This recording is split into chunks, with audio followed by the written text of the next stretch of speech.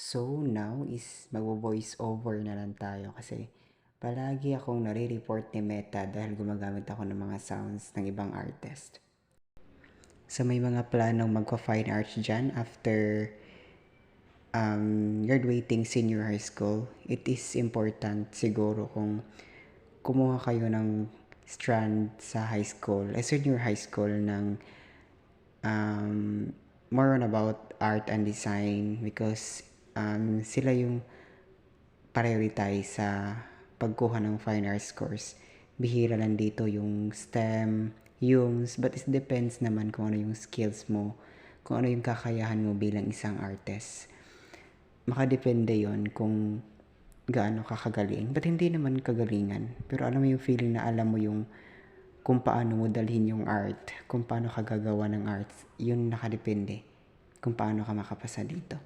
So this would be my first plates, which is the diagnostic test and FA10, which is kailangan namin mag-present ng art na i-explain namin kung bakit yun ang pinili namin. Walang team o walang concept na binigay ang prof namin. Kailangan lang namin pumili kung ano yung gusto namin gawin.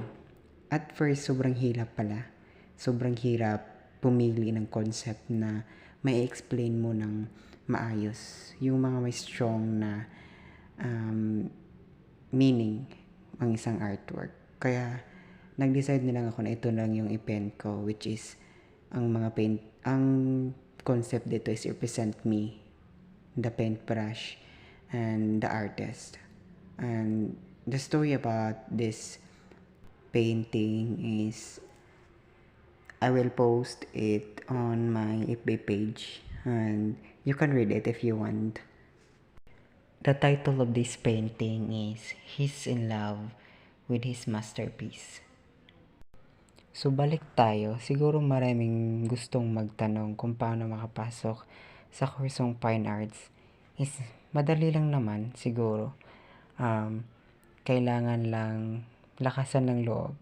Kasi kadalasan kasi sa course na Fine Arts is mga talent, aptitude, talent determination test, but may iba silang ginagawang patakaran dito, which is mawawala na yung talent aptitude test, which is 3 years of course, and pinapalitan nila ng AA, which is Association Art and Association, which is 2 years mo na yon kukunin. At hindi ko na alam kung ano yung susunod na gagawin. Basta meron pa namang mga talent na gagawin dito para makapasok ka sa UP. But iba na sa course na, or iba na sa kinukuha ko ngayon, which is 3 years of college, which is kailangan pagbutihin mo para makaproceed ka sa 1 year para sa Bachelor of Fine Arts, which is palakasan din to ng loob para lang makasurvive. So, lumabas na nga ako dyan sa boarding house na kung saan ako nagstay. At saka mga 12:30 pa lang lumabas na ako kahit 1:30 yung class ko. Mayroon pa akong 1 hour para magpahinga, makapag-prepare kung ano yung i-explain ko sa harap. Kasi sobrang nakaka-pressure kasi ito yung first time na magpe-present ako sa harap. Pero isa lang yung natutunan ko dito, kailangan magtiwala ka sa sarili mo kasi lahat ng bagay, walang imposible kung gagawin mo lang. At least nag-try ka, at least nagpapatuloy ka.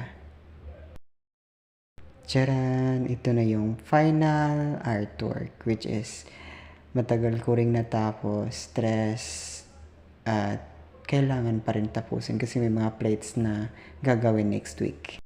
Thank you for watching. Bye-bye!